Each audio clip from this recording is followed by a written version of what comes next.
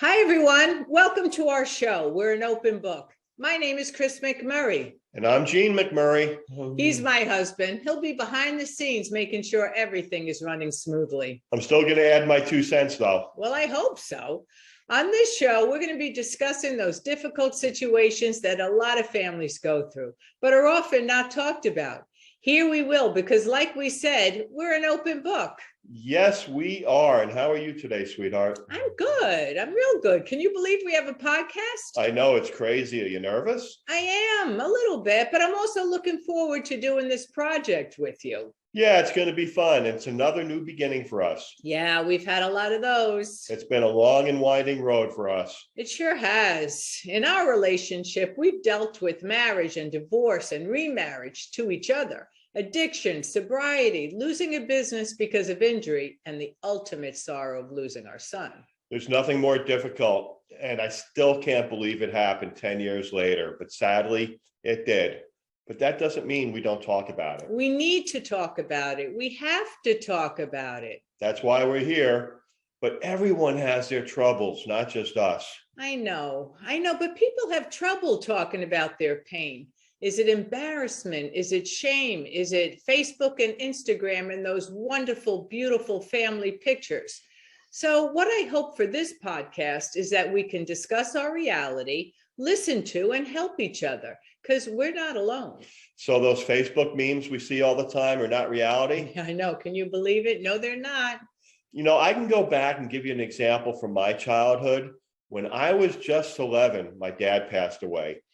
After he was gone, we hardly ever talked about him for 2 reasons. One, it was uncomfortable. But secondly, we didn't know what to say. We learned young to ignore that elephant in the living room. I know. And I do remember the story that you talk about at the day of your dad's funeral. Yeah, everything was over. The funeral was over. And we went to a friend's house just to have a little reception before we went home. And I was out in the yard playing football with a couple of friends. And one of my relatives came out and he grabbed me and he says, "Hey, get in there with your mother. You're the man of the house now." I know. And the sad reality is you were not a man of the house. You were an 11-year-old little boy who lost his dad. I was still 11. I didn't know how to be man of the house. No, of course not. And you didn't even know how to grieve, because I don't think you were asked once, how do you feel now that dad died? Because I think it was just so much focused on your mom and the adults in your family, not so much the children. You know, in that first grief experience we have as kids, you carry that throughout your life. Absolutely. Well, I think grieving is taught, and it's taught just how your family handles certain situations. So hopefully we're making progress, and I know they start talking about it. I know they were doing the best they could. Absolutely. But that's just how it was when we grew up. It is. And I'm just glad that it's starting to change now. We're actually talking to kids about their feelings. What was it like in your house? Well, I was taught to have a smile on my face every time I left the house. Don't air your dirty laundry. Nobody, no matter what was going on in that house, when you left, you had a smile. And if you were even upset, and if somebody was to ask you what was wrong, oh, no, everything's fine. Everything's fine. That doesn't mean we bring every problem out into the open. Of course not. It's just that sometimes children's feelings matter. Exactly. Straighten up and fly right, mister. Yeah, turn that frown upside down. Exactly. Before we get going too much further, we just like to let the folks in the audience know a little more about us. Chris, why don't you go first? Sure, thanks. I was born in the Bronx, and I was raised in Rockland County, New York. My entire adult life has been spent taking care of children. I had an at-home daycare business out of our house in White Plains for 20 years, Chris's Kids Family Daycare. After that closed, I taught nursery school, and even since moving down to South Carolina, I'm still taking care of kids, and I love it. You know, we had a lot of kids come through our house when you had the daycare business. Yeah. How many would you say? Probably around 200 kids. Wow. I didn't realize it was that many. That's a lot of duck, duck, goose. And a lot of boxes of macaroni and cheese. Indeed. You know, you don't get into the childcare business, I guess if you want to call it a business, for the money. It's a business. It's a business. Okay, it's a business. But you don't do it for the money. No. You do it because you have a passion for kids. Yes. And I know you do. Yes. But what is the most rewarding part of what you did back then? Well, it was the perfect job for me. It still is the perfect job for me. Well, I got to stay at home with our own children, Kim and Scott, for their childhood. Every day I got to feel children's love. And now seeing those children grow into amazing adults, I'm just so proud of them. And I'm so happy because we have stayed in touch with a lot of the kids, and we've gone to graduations and to weddings, and now we're seeing them with families of their own. So it has just been a beautiful circle. You know, whenever we run into one of those people who were kids then and are adults now that came through the daycare, they always remember it fondly. I know. We had so much fun, and we became a kind of family. But that's enough about me. What do you think of me? I was wondering when we were going to get to me. Well, okay, let's talk about you now. Tell us about you. Hey, I was raised in the New York City suburbs, as I alluded to before, by a single mom. After high school, shortly after high school, I left for the Army and spent 3 very interesting and fun years in Europe, in Germany. And then my career afterwards was primarily in sales, and I retired just 6 months ago. Yes, you did. So how are you enjoying retirement? I love it, and I would recommend retirement to just about anyone. But you do keep me busy with your honey to-do list. Somebody's got to keep this place running. Wait a second, are we forgetting something? No, we're not. I wrote a book. You wrote a book? I did. Wow. It's called Live, Laugh, Fly. And it is a family's journey through childhood cancer, unmanageable grief, and the realization that love never dies. Well, I shouldn't act surprised because I know you wrote a book. And I've known you up until the time you started writing that book for about 35, 40 years. Yeah. You're not a writer. I am not a writer. So what gave you the idea to write a book? I know, just another crazy idea I had.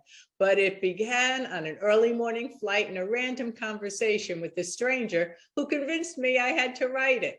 Wow, that's mysterious. Sounds like a little nudge from the universe. I think it was. Tell everybody what the book is about, Chris. Well, sure. I started out writing this book about our son, Scott, who, when he was 19 years old, got diagnosed with a very rare cancer, and he passed away when he was 22. And I write about his amazing life and his very brave death and our grief and trying to navigate a life and a world without our son in it. Well, I know the book started out as a story about Scott and his eventual passing and everything that surrounds that, but it turned into so much more. It did, because in order for people to understand where we are now, I had to go back to the beginning of when we first met. And we had to be completely open and honest about our life before Scott got sick and after he passed away.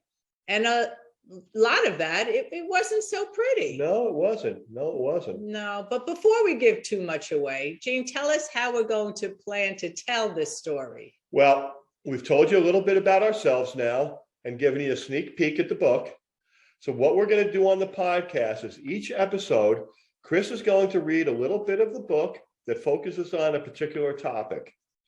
Today, we're going to center on the role our son played in helping us with our grief, both before and after his death. Then we'll come back afterwards and discuss the reading. So Chris, are you ready? I am. It's all yours. Take it away. Thank you. This is the prologue and is titled Stranger on a Plane, and the year is 2013. I was boarding an early morning flight from Charleston to Philadelphia when I made an unexpected connection. When I reached my row, a woman who appeared to be my age with light brown hair and blue eyes, but fewer wrinkles than I, was already seated next to the window. We made eye contact and smiled as I took my seat on the aisle. We exchanged sleepy pleasantries and talked about the purpose of our flights. I was headed to upstate New York to help a friend with her therapeutic horseback riding camp, an annual fundraiser. She was going to some sort of work conference in Maine. She explained that in addition to being a registered nurse, she was trained in energy healing and that she'd be attending seminars and classes on the subject. We launched into the usual small talk, exchanging names and learning more details about each other's lives. Her name was Diana, and she lived in Somerville, South Carolina. I explained that my husband Gene and I were spending the summer in our new condo in Mount Pleasant, South Carolina. Then she asked me if I had any children. This is always a difficult question for me, and I struggle with an answer. My son Scott died at the age of 22. He was diagnosed with the rare cancer called desmoplastic small round cell tumor, and he was just 19. I was aware that if I shared this personal information, it might make her uncomfortable, and we still had an hour left on this flight. However, if I did not mention Scott and only mention my daughter Kim, I would feel as if I'm betraying him. Each time I share his story, I feel a bit of the pain again, the grief that never goes away. I decided to tell her. I figured I'd never see her again, so I went for it. Yes, I answered. I have a daughter who lives and works in Washington, D.C., and I had a son who passed away 2 years ago. She turned and looked me straight in the eye. Are you a writer? She asked. Was your son a writer? Confused by her reaction to my sad declaration, I shook my head, but she persisted and continued to ask me about writing. At that point, I really didn't know where she was going with this questioning. Why was she so focused on writing? Usually when I said my son died, people nodded their heads and changed the subject. Then she told me she was gifted. I truly had no idea where she was going with all this. She went on to say that Scott was speaking to her, that he was telling her he had sent me many signs to let me know that I was supposed to be writing to help other parents with their grieving. As she spoke, her eyes were open, but she paused often to listen and nod her head. At first, I was a little nervous, but also excited. My son always kept me hopping, and now, even years after his death, he still was. I had watched Long Island Medium on television, and I hoped that I would run into Teresa Caputo. So he's making work for me, I said, half serious, half joking. She smiled and nodded. I was now paying attention to this message from Scott. She explained that he was using a phrase not commonly used in the South. I got your back, Mom. I got your back. My heart skipped a beat, and I lost my breath as tears filled my eyes. Scott always said that. One of the last times I remember Scott saying this was during his final stages of cancer. We were both laying on his bed listening to the Beatles. He was unable to walk, and he was using the oxygen machine 24 hours a day. When he spoke, it was labored. I told him how much I was going to miss him. I then asked him if he would watch over me. He nodded. I got your back, Mom, he said, then quickly added, but not all the time. Yeah, not all the time, I said, smiling. That would be weird. I laugh when I think of this conversation. That was Scott. The sound of Diana's voice brought me back to the present. She asked me if I was planning a trip to the mountains. After I said no, she communicated that Scott was referencing Asheville or Nashville. That reminded me of a trip planned for later that summer to Nashville to celebrate Jean's 60th birthday. She then said that Scott was showing her a sign for a bridge. On that bridge, he saw me on one end and his dad on the other. He was reminding us that we are to stay in the middle of that bridge. I understood that completely. Knowing that he was dying, Scott told us we could not become a statistic, as so many parents who lose a child separate or divorce, that we had to stay together. Then he's hugging a dog, she said. I looked at her, tears falling down my cheeks, but I was not sad. I knew this was Scott. Lucy was a chocolate lab we got when Scott was about 12 years old, and Scott loved Lucy. She was his first hug and kiss in the morning and his last at night. During his illness, Lucy was Scott's constant companion. While he was sick, Scott gained a maturity beyond his years and was aware of his impending death. He had made his requests regarding his wake, memorial, and cremation very clear. He wanted us to donate his eyes, and then have his body cremated. His wake was to be only one day, and we would only have pictures of him present, not his ashes. He knew Lucy was getting old, so he wanted us to cremate her when her time came and put their ashes together. He then wanted us to climb to the top of Half Dome, jump off when we reached the top, and spread the ashes halfway down. He was totally serious. I offered him another idea. Or we could take a walk to Half Dome, find a beautiful spot, and spread you and Lucy there. He reluctantly agreed, and 2 years after he died, that's exactly what we did. Life is strange. When we least expect it, someone can be placed in front of us who can give just a bit of clarity to our inner turmoil and provide the hope we need that there is plan and maybe even a reason. Since Scott got sick, I had struggled to make sense of why this had happened and to answer Scott when he asked, why me? The alternative question, why not us, also begged an answer.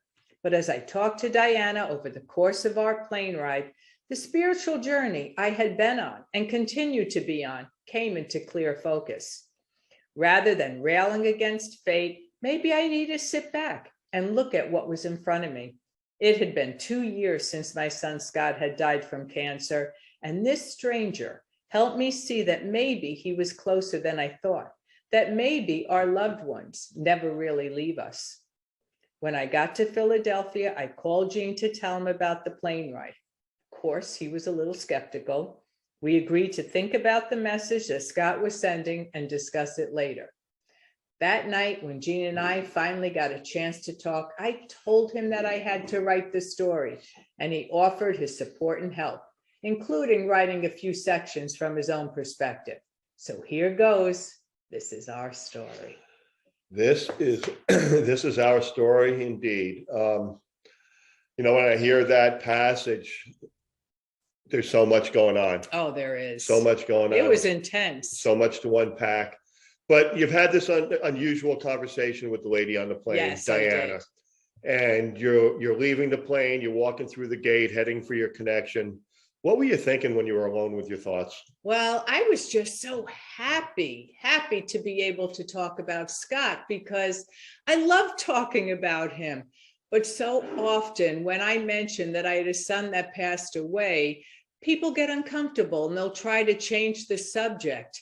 And I see them shifting in their seats. So that makes me uncomfortable. So it felt really good to be talking about him. Also, when she said that Scott was sending us signs, I knew exactly what she was talking about because that's what we had been going through in our home for the past couple of years. And it began soon after Scott passed away, when all I could do was make our way to the front porch, me and Lucy, and I would just sit there and I would just sob and I would look up and I would just say, Scott, are you okay? Are you okay? And immediately I felt he was answering us with some sort of sign. And this was happening every time I was crying out for him, every time. So what I did was, because we're getting older and I don't want to forget, is that I had a notebook and I wrote down the date and I wrote down what the sign was. And also, when she told us certain private conversations that were happening in our home, conversations between me, you, Kim, and Scott, nobody would have known about. No. So speaking with her, I was happy, but I was also excited because I felt something was happening. Something really cool was happening. Yeah, something was in the works, that's for sure. Yeah. And, I really relate to what you said about the uncomfortability of speaking to others and how some people just shy away from the conversation of a deceased loved one for whatever reason. Who knows why. But you really come to understand certain people are going to talk to you about it and others are not. Right. And in the beginning, I think I know I did. Sometimes I take it personally if people were uncomfortable and they're shifting, and I would take it very personally. But just through the years, I have learned not to take it personally, that's just how uncomfortable they are. Right. So they have their own work to do. So the one time you travel alone, look what happens. Yeah, I know, because I never travel alone. And I left as a babysitter. And when I returned, I had plans on becoming an author. What did you think, though, when I called you from Philly? Well, it was mid-morning when my phone rang, Mhm. and I looked down and I saw there was you on the line. And You went, uh-oh. yep, it was too early. It was too early for you to be Something in New York. happened. So Yeah. something happened in between. Yeah. And what I figured it was either you were lost in the Philadelphia airport, Yeah. That or could happen. something happened and you missed your connection, whatever, something travel Something related. happened. Yes. And so I picked up the phone and I heard your voice on the other end, and you Yeah. sounded happy. You sounded Yeah. excited. And you explained the conversation that you had with Scott through Diana. And of course, at first I was very skeptical. I was asking you all kinds, who is this woman? What'd she want? What did she want? Did you give her money? How much money did she want from you? And it was nothing like that. And the more you told me, the more excited I became. Yeah. Because I was looking to hang on to something too. Yeah. So I knew that you had a flight to catch soon. So it was really kind of a short conversation. But the moment you hung up, of course, I Googled Diana's name and her business that was up in Somerville, I guess, where it was. And sure enough, there she was. Yeah. And so I look forward to talking to you later in the evening. Oh, yeah. Well, I knew you were going to be Googling her. So Of course I was. Of course. So I wasn't even giving that a thought. But I have thought about when I left the plane and Diana left the plane, and how she probably didn't give our conversation a second thought. And I don't think she would ever even recognize me. But yet that conversation changed our life. Well, it set a project in motion, It that's sure for sure. did. And who knows whether she remembers you or not. Maybe it had an impact on her as well. It could very well have. But regardless, that's how the book came about. And the thing is, she lives probably close to the area. So let's, on your honey to-do list, let's put it down, find her, and let's give her a book and thank her. Great idea. I'm putting it at the top of my list. Starting now. So you've got this idea to write the book, and Yes. you come home, but there had to be a deciding factor, something that happened or something you thought of that said, yes, I have to write this book. I know. It's got to get done. Well, there was, but before that, when I first started thinking, I have to write a book. I mean, I was overwhelmed. It was just like, no, he's making work for me. No, I'm not a writer. What are you doing? Now I have to write a book. And I remember just thinking about that and just all the work that's going to have to go into this, which I was not into. But I remembered a conversation that I had many years ago with our former pastor. And I remembered asking him, what was a calling? Did you hear a voice? Can you describe what a calling is? And he told me that it was a feeling inside, deep inside, a knowing that you just had to do something. So when Scott told Diana that I had to write this book, I knew that's what I had to do. I knew it. And I also know that this is my calling. Yeah, it was your calling. Yeah. Now, did you write the book with the idea that it was going to help you heal? Oh, not at all. And I really, to be honest with you, writing the book was not healing at all. First of all, it was so hard to do because I'm not a writer. And it took me 7 years to write this book because the memories would be so painful that I would sometimes be on the floor just crying and crying. And I would just have to put the book away for months at a time, months. And then when I felt stronger, I would go back to it and I would write again because I knew that's what I had to do. And I remember one time when one of my feeling stronger moments, I started giggling. And I remember saying to a friend, if Oprah ever asked me, was writing the book cathartic? I'm going to have to tell her, hell no, because during the time it wasn't. But now in looking back and in seeing those signs and knowing that I was following this incredible path, I am so grateful that I did this. And I am so happy I did this because from that pain, I can see clearly so much joy. And I feel so much love. And I have so much gratitude for everything that I have, especially being Scott's mom. You know, you say the joy part. There were so many instances throughout his illness that were joyful. Absolutely. That were just, and gifts that we got that we probably wouldn't have, maybe we would have had them, but we wouldn't have recognized them. Or appreciated them as much. I think so. You know, but I do remember also the process of writing the book and seeing you sitting on the couch with your knees up in front of you and a yellow legal pad leaning against your knees, and you're writing with a pen or a pencil in longhand. And you would say, use the computer. No, it's too confusing. And longhand. You know, every once in a while it would you just throw it up and say, I can't do this anymore. It's just too painful. And you'd put it in the drawer, and there it would sit for a period of time. And then you'd think of something else, and you know, it's got to be in the book, and you'd pull it out and you'd start writing all over.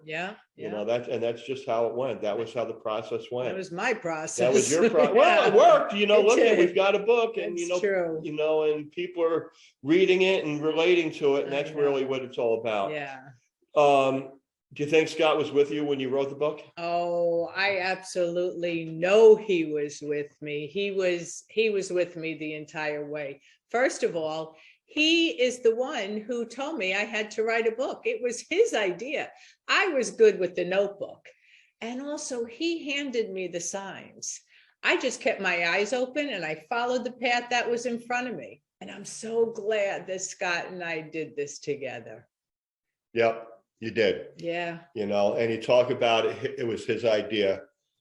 You know, it was a good idea. It was a good idea. It was one of his better ones. But let me say this, you know, he had a lot of crazy ideas too.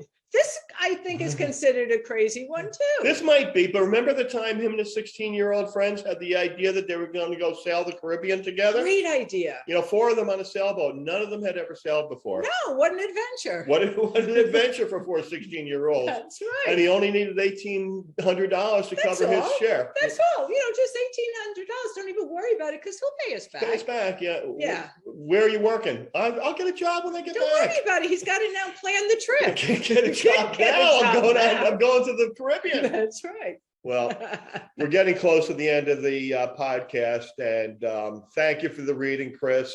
And tell us one more time where we can get your book. Yes, Live, Laugh, Fly is available on Amazon, and 100% of proceeds will benefit children's cancer programs. Every single penny. Yes. And going forward, we would love to add your thoughts to the conversation. Hopefully you related to something we talked about here today, or have some other topic that relates to grief that we could talk about. Absolutely. We would love to hear from you and hear your experiences. So as we close and we end this episode, our very first episode. You must have a message for our listeners, one last nugget for them. Well, I would just like everyone to know that our loved ones, they're with us, they're guiding us. They want us to be happy. So talk to them and listen for them, because love never dies. Love never dies. Bye, everybody. Thanks for joining us. Thank you for listening. Bye. Bye.